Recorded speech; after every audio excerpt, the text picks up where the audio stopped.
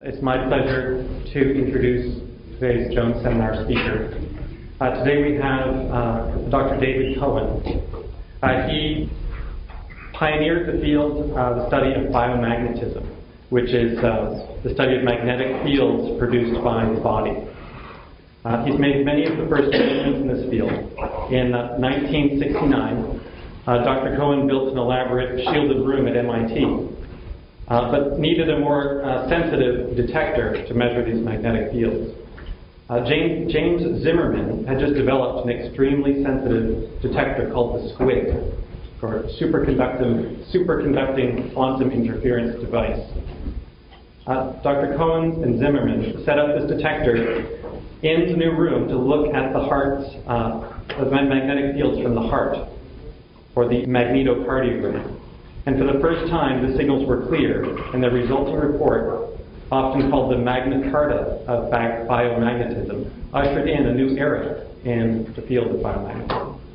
Dr. Cohen then measured the first clear signals from the brain, or the magnetoencephalogram, or MEG. Cohen has worked continuously in the field of biomagnetism throughout his career. He's authored many publications, mostly concerning the MEG, and has been called the father of the MEG. He remains active, is on the faculty at the Harvard Medical School, and is a member of the MEG group at the Martino Center for Biomedical Imaging, which is located at Massachusetts General Hospital. Please join me in welcoming Dr. David Cohen.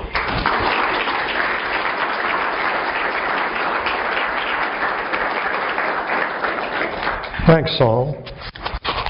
Well, you all look, listen, I live in Cambridge, Massachusetts, and you look very nice compared to any crowd you see in Cambridge, Massachusetts, I'll tell you.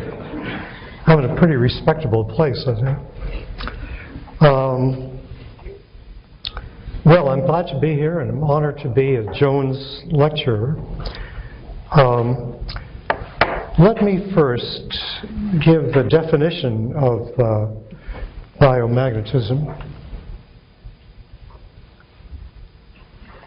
If any living thing, like a human body, gives a magnetic field out, that's called biomagnetism. We're not going to be talking about what happens when you apply a magnetic field to the body. That's called magnetobiology. I don't go near that. That's something else entirely. So as long as we know what we're talking about. Now, the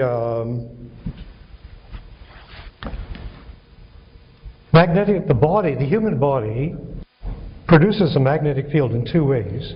One, the natural ion currents in the body, the same currents from the heart that give you the electrocardiogram, give you a magnetic field outside the chest called the magnetocardiogram.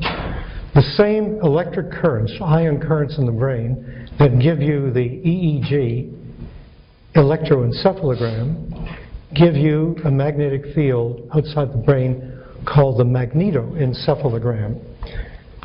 That's one way. The other way are particles. You can breathe in magnetic dust into your lungs, junk.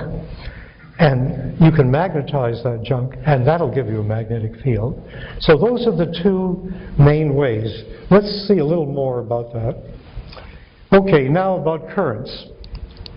Let this be a blob of conductor, a piece of arm, a piece of hand, a piece of brain, anything, a big blob of a, let's say, saltwater conductor. And let this be a generator, a piece of muscle or nerve, and that's going to give you currents. Let that be active. So that gives these currents, these thin lines in the conductor. Those currents make a magnetic field coming outside this big heavy line. That's how the body makes a magnetic field, by currents. These same currents also give you a potential on the surface that you can measure. But right now we're interested in the magnetic field. So that's how currents in the body give you an external magnetic field. That's the basic idea. Now particles, mostly we're going to be talking about currents, but a little bit about particles. Now, further, the currents, if you just made that picture of the brain, that's what that same picture would look like here. Except the generator we have it drawn as a red arrow.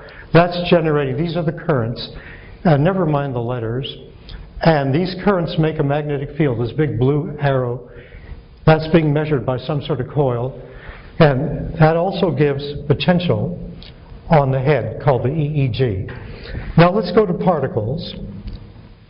Now supposing the subject on the right breathes in magnetic dust. You can magnetize that dust by putting a big magnet over the chest, and what will happen will be that the lung will become magnetic and make these magnetic lines. The lung becomes kind of a weak magnet. So that's the way the body makes its magnetic fields, if you breathe in magnetic dust. Now these fields in the body are very, very weak. Let's see how weak they are. We're going to use the units of Gauss. You know, magnetic fields are expressed in either Gauss or Tesla.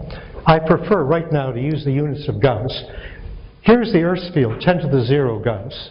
The Earth's field is about half a Gauss. Then you get the urban noise. That's fluctuating noise here due to the elevators. Then the magnetic particles in the lung give you a field of about 10 to the -5 Gauss. Really a lot smaller than the Earth's field. The human heart gives you about 1/1,000,000th of a Gauss. Down you go. The noise of one of the detectors, we can forget about that. Skeletal muscle gives you a magnetic field down here. The human brain, the alpha rhythm, is here. And the last thing is the squid detector, the static, the internal squid static of the very sensitive detector. So you see, to measure a magnetic field here, you need that detector, a very sensitive detector, and you also have to have some way of getting rid of, let's say, if you're measuring the fluctuating field of the heart, some way of getting rid of the urban noise.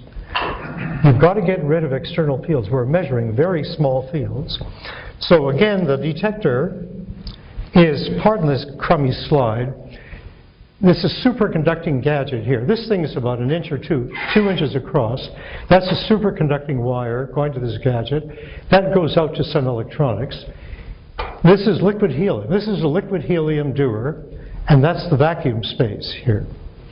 That's all it is. A squid detector is that. That's one channel squid detector, the most sensitive detector in the world. Sorry about this crummy slide, I like it.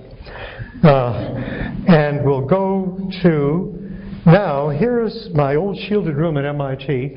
Subject is sitting there getting measured with one squid detector at the head. He wears no magnetic material. You can't have any steel on your body.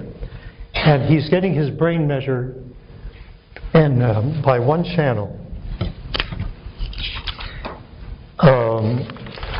So now biomagnetism has some special jokes that I hope will keep you awake. Here's one of them. Sorry about that. Chamber eliminates the Gaussian. I apologize, but that's how it goes. Now let's fast forward to what are systems like today.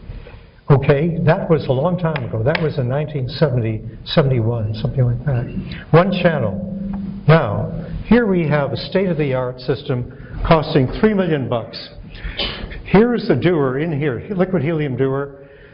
There are 306 channels around the head. That's called a whole head system. A helmet over the head. 306 channels, and they are, that small inset shows what's inside the doer.